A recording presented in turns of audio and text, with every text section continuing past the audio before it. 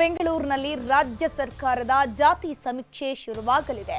ಈ ಹಿನ್ನೆಲೆ ಇಂದು ಸಿಬ್ಬಂದಿಗಳಿಗೆ ಟ್ರೈನಿಂಗ್ ನೀಡಲಾಯಿತು. ಈಗಾಗಲೇ ಹಲವು ಸಮಸ್ಯೆಗಳ ನಡುವೆಯೂ ಸಮೀಕ್ಷೆ ನಡೀತಾ ಇದ್ದು, ನಾಳೆಯಿಂದ ಬೆಂಗಳೂರಿನಲ್ಲಿ ಸಿಬ್ಬಂದಿ ಅಖಾಡಕ್ಕೆ ಇಳಿಯಲಿದ್ದಾರೆ.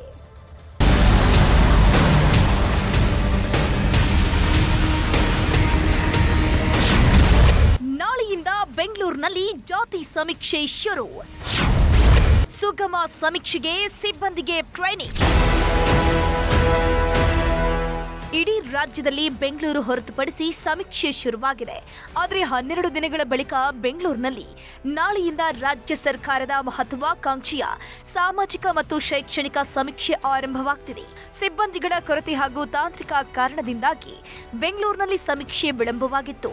ಇದೀಗ ನಾಳೆಯಿಂದ ಎಲ್ಲ ಅಡಚಣೆಗಳನ್ನು ಬಗೆಹರಿಸಿ ಸಿಬ್ಬಂದಿಗಳು ಫೀಲ್ಡ್ಗೆ ಇಳಿದಿದ್ದಾರೆ.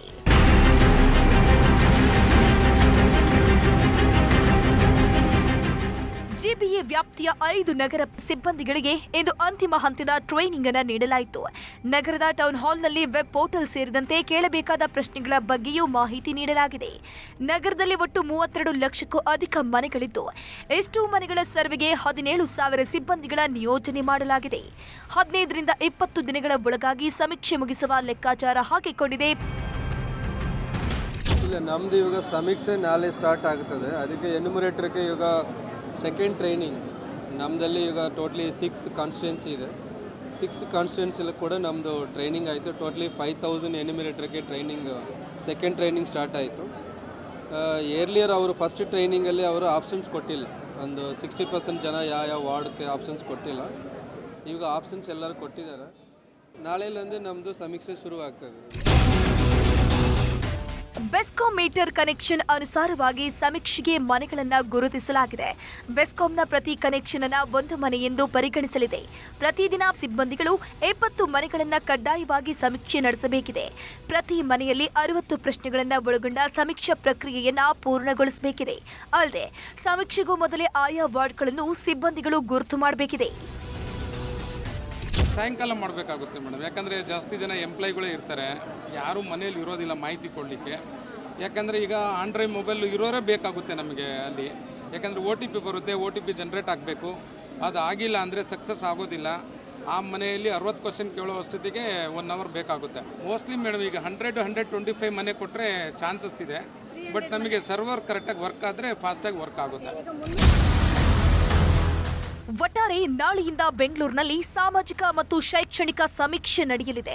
ಮುಂದಿನ 15 ರಿಂದ 20 ದಿನಗಳ ಕಾಲಾವಧಿಯಲ್ಲಿ ಸಮೀಕ್ಷೆ ನಡೆಸುವ ಗುರಿಯನ್ನು ಹೊಂದಲಾಗಿದೆ.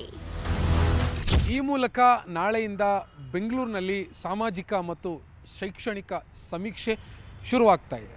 ಬೆಂಗಳೂರಿನಲ್ಲಿ ಬರೋಬ್ಬರಿ 32 ಲಕ್ಷಕ್ಕೂ ಅಧಿಕ ಮನೆಗಳಿದ್ದಾವೆ. ಪ್ರತಿ ಮನೆಗೂ ಕೂಡ ಪಾಲಿಕೆ ಸಿಬ್ಬಂದಿಗಳು ಹೋಗಿ ಈ ಸಮೀಕ್ಷೆಯನ್ನು ನಡೆಸಲಿದ್ದಾರೆ. ಬೆಂಗಳೂರಿನಿಂದ ಕ್ಯಾಮರಾ ಪರ್ಸನ್ ಯೋಗೇಶ್ವರ ಜೊತೆ ಆಶಿಕ್ ಮುಲ್ಕಿ, ನ್ಯೂಸ್ 8. ರೇಣುಕಾಸ್ವಾಮಿ ಕೊಲೆ ಕೇಸಲ್ಲಿ ಜೈಲಲ್ಲಿರುವಂತಹ ಆರೋಪಿಗಳು ಒಂದಿಲ್ಲೊಂದು ಘಟನೆಗಳಿಂದ ಸುದ್ದಿಯಲ್ಲಿರ್ತಾರೆ. ಹಾಸಿಗೆ, ದಿಂಬು, ಕ್ವಾರಂಟೈನ್ ಸೆಲ್ ಅಂತ ದರ್ಶನ್ ಒಂದ್ ಕಡೆ ಕೋರ್ಟ್ನಲ್ಲಿ ಹೋರಾಟವನ್ನು ನಡೆಸುತ್ತಿದ್ದಾರೆ. ಮತ್ತೊಂದ್ ಕಡೆ ಇದ್ಯಾವುದಕ್ಕೂ ನನಗೂ ಸಂಬಂಧವೇ ಇಲ್ಲದಂತೆ ತನ್ನ ಪಾಡಿಗೆ ತಾನು ಸೈಲೆಂಟ್ ಆಗ್ಬಿಟ್ಟಿದ್ದಾರಂತೆ ಪವಿತ್ರ ಗೌಡ. ಹೊಸ ಬೆಳಕು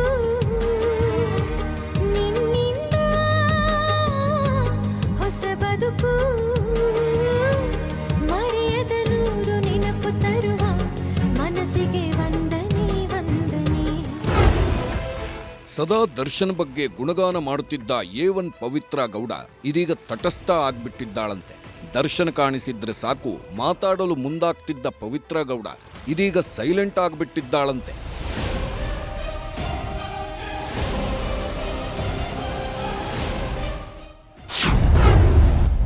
ಸೆಂಟ್ರಲ್ ಜೈಲಲ್ಲಿ ಪವಿತ್ರ ಗೌಡ ಫುಲ್ ಸೈಲೆಂಟ್.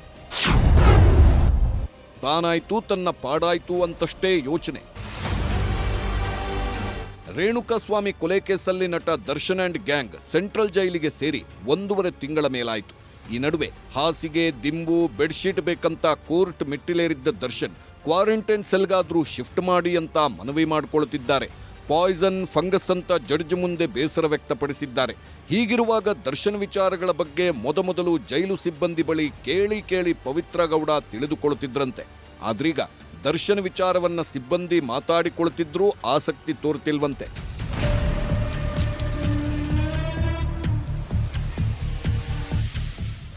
ಇನ್ನು ವಕೀಲರ ಭೇಟಿ ಬಗ್ಗೆಯೇ ಹೆಚ್ಚು ಆಸಕ್ತಿ ತೋರ್ತಿರೋ ಪವಿತ್ರ ತಾಯಿ ಮಗಳ ಜೊತೆ ಹೆಚ್ಚು ಚರ್ಚೆ ನಡೆಸುತ್ತಿದ್ದಾರೆ.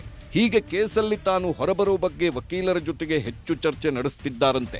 ಇತ್ತೀಚೆಗೆ ಚಾರ್ಜ್ ಫ್ರೇಮ್ ಹಿನ್ನೆಲೆ ವಿಸಿಯಲ್ಲಿ ಆರೋಪಿಗಳು ಹಾಜರಾಗಿದ್ರು. ಆದರೆ ಒಂದೇ ಕಡೆ ಎಲ್ಲರೂ ನಿಂತಿದ್ರು. ಇಬ್ಬರೂ ಕೂಡ ಒಬ್ಬರನ್ನೊಬ್ಬರು ನೋಡಿಯೂ ನೋಡದಂತೆ ನಿಂತಿದ್ರಂತೆ. ಹೀಗಿದ್ರೂ ಮಾತಿಲ್ಲ, ಕಥೆ ಇಲ್ಲ. ನೋಡಿ ನೋಡದಂತೆ ಇಬ್ಬರೂ ಬ್ಯಾರಕ್ಗೆ ಹೋಗಿದ್ದಾರೆ.